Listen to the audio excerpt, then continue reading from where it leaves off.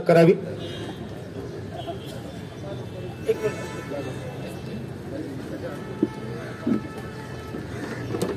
कामगार नेते रमेशजी जाधवजी त्यांच्या समोर सर्व कार्यकर्ते या ठिकाणी उपस्थित आहेत। प्रत्येकजी कांबळे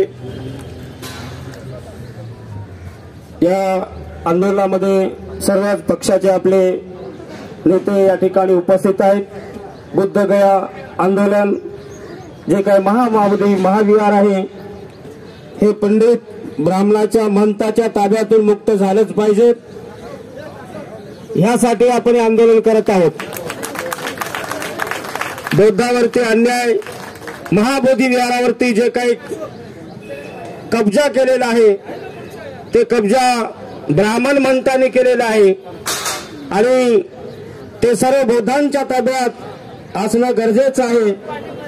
आणि म्हणून या आंदोलनाला पाठिंबा देण्यासाठी या ठिकाणी आपण सर्वजण उपस्थित आहात। याला रमेश जाधव याला मोठं मन म्हणतात। हे बुद्धाची शिकवण आहे। जिथे धम्मगुरू असतात त्यांच्या चरणाशी बसणं म्हणजे त्यांचा आदेश मानणं ही बुद्ध संस्कृती आहे। बौद्ध भिक्खू संघासमोर नेते महानेते हे आम्ही त्यांना मोठे मानतोच, ते असतातच, परंतु धम्मामध्ये धम्मगुरू हे अतिशय महत्वाचे आहेत। या ठिकाणी आरजी खरात यांचे सुपुत्र आनंद रामचंद्र खरात यांच्या वडिलांनी भायखळ्यापासून तर सायनपर्यंत बाबासाहेब आंबेडकरांचा नावाचा रोड आहे, ते रोड महापालिकेमध्ये त्यांचे वडील नगरसेवक असताना पारित केलेला इतिहास आहे। मी या पुस्तकात वाचतो, त्यांनी त्याची पुस्तक दिलं, नवीन घर घेतलं, त्या घराचं उद्घाटन करण्यासाठी। तर या ठिकाणी हे जुनी लोक आहेत। पैसा, पद, अपेक्षा यांनी कधीच त्याचा विचार केला नाही। तर असे आरजी खरात यांचे सुपुत्र आनंद रामचंद्र खरात हे सुद्धा या ठिकाणी उपस्थित आहेत। आपण टाळ्याच्या गजरात त्यांचं स्वागत करूया। या ठिकाणी आपल्याला आता कशाची कमतरता नाही, कारण आता आपल्यासोबत आंबेडकर आहेत या ठिकाणी। आणि बनतेजींना पण मी नम्र निवेदन करतो की आपले धम्म बांधव आहेत, आपल्या काही पक्षाचे ज्येष्ठ नेते आहेत, कोणी काय बोललं तर कृपया रागू नये। प्रत्येकाने आपापल्या पद्धतीने ते बोलतील आणि आमच्या आठवले साहेबांचे स्वयंसहाय्यक आणि समाजसेवक सन्माननीय प्रवीण मोरे आहेत, चंद्रमणी आहेत आणि प्रेस मीडिया पण या ठिकाणी आलेला आहे।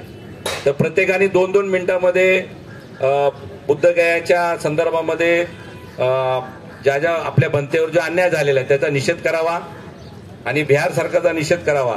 प्रत्येकाने आपलं मनोगत 2 मिनिटांमध्ये या ठिकाणी मांडावं असे मी आपल्याला नम्र निवेदन करतो। आम्ही करतो असं आम्ही हळूहळू का होईना 8 दिवस जो उद्रेक आहे, जो आपल्याला विद्रोह करायचा आहे की आम्हाला आमच्या बुद्धगयाच्या महाविहाराचा ताबा आमच्या बुद्ध भिक्खू संघास द्यावा, ही जी आमची तळमळ आहे। तर तसेच मोठ्या संख्येने आपणही तिथे उभं राहावं। आमच्या 8 दिवस एक दिवस आमच्या कल्याणमध्ये जे डॉक्टर बाबासाहेब आंबेडकर उद्यान आहे स्टेशनच्या बाजूला, तिथेच हे आमचं साखळी उपोषण आहे।